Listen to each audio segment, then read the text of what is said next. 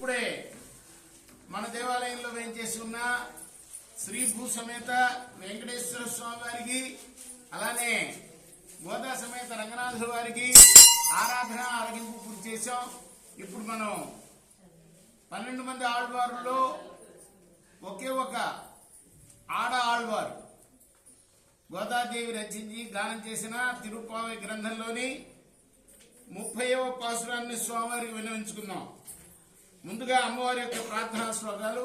నీలాంగస్తనగిరితటి దుఃఖముద్బోధ్య కృష్ణం రాజ్యం సంస్కృతి సతసరసిత్రమధ్యాపయంతి వాతిష్టాయాం సృజనిగలితం యా బలాత్కృత్య భుక్తే గోదా తస్మై నమైనమిదం భూయేవాస్తు భూయః మణిమాలా చారుకల్లారహస్తాం స్తనభరణమిదామి సాంద్రవాత్సల్య సింధుః కవినిగా వినిసద్భిరా కృష్ణనాథ గోదా విష్ణుచిత్తాత్మజా నమః కర్కటే పూర్వపాల్గుణ్యాం తులసీ కాననోద్భవాం హే విశ్వంభరాం గోదాం వందే శ్రీరంగనాయకీం అంటాల్ తిరువడిగలై శరణం.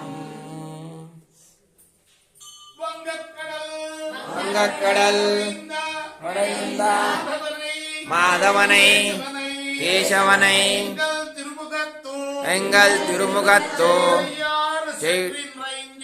செயலையார் சென்றென்றா எங்கப்பறை உணவாத்தை உணந்துணை ஐங்கமலத்தரிங்கள் அண்டசிரான் உதை சொன்ன எங்கத்த மில்மாலை உடத்தப்பாமி அங்க பரிசுரை மாரீரனு செங்கில் குருமுகத்து திருமாலால் திருவருள் எம்பாவாய்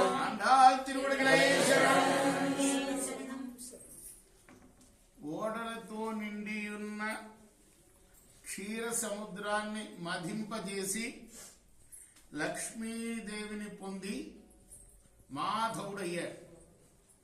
అమ్మ సహితంగా అయ్యగారు తయారయ్యాడు. క్షీర సముద్రాన్ని మధింపజేసింది ఎవరు? రాక్షసులు, దానవులు కదా. మందరగిరి పర్వతాన్ని ఎత్తుకొని వచ్చి వాసుకి అంటే సర్పాన్ని తాడుగా చేసుకుని కవ్వంగా చిలికి అమృతం కోసం చిలికారు వాళ్ళు. అయితే అది వంగడం ప్రారంభించింది, అటు ఇటు కింద ఏమీ లేక తిరగటం కూడా కష్టంగా ఉంది. అప్పుడు స్వామి ఏం చేశారు? తాబేలు రూపంలో దాని కిందకి వెళ్ళిపోయారు కదా. కూర్మావతారం. అది ఎందుకు వెళ్ళాట? ఈ అమ్మను పొందడానికి వెళ్ళాట. క్షీర సముద్రంలో ఉంది అమ్మ, అమ్మని పెళ్లి చేసుకోవాలి కదా, అందుకోసం వెళ్ళాట.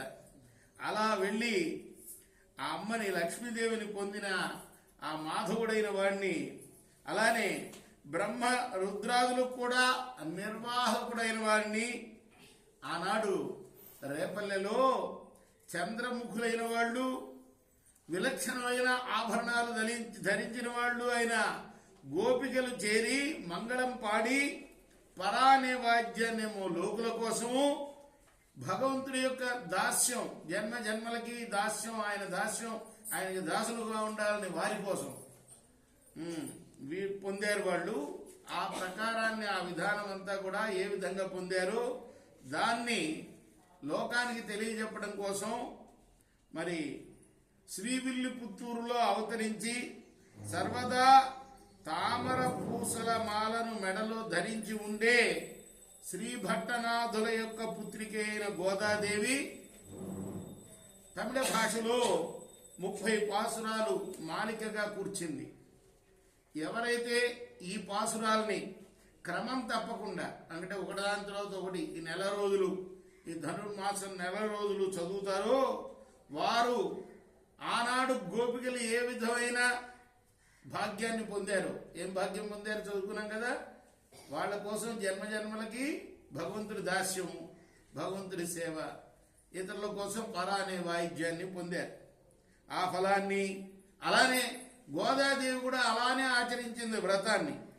ఆ వ్రత ఫలాన్ని పొందుతారు ఎవరైతే ఈ నెల రోజులు ధనుర్మాసంలో ఈ పాసురాల్ని చదువుకుంటారో. కేవలం చదివితే చాలట, అంత భాగ్యాన్ని పొందుతారు. మరి పుండరీకాక్షుడు పర్వత శిఖరాల వంటి బాహువులు శిరస్సులు కలవాడు, అటువంటి ఆ శ్రీవల్లభుడు చతుర్భుజుడు, మరి అటువంటి శ్రీమన్నారాయణుడే వారికి ఎవరికి ఈ వ్రతం చేసిన వాళ్ళకి సర్వత్రా సర్వదా ఆనందాన్ని ప్రసాదించుగాక. ఇది ఫలశ్రుతి అంటారు. 30 రోజుల వ్రతం పూర్తి చేశాం మనం, ఫలశ్రుతి చదువుకున్నాం. కృష్ణార్పణం.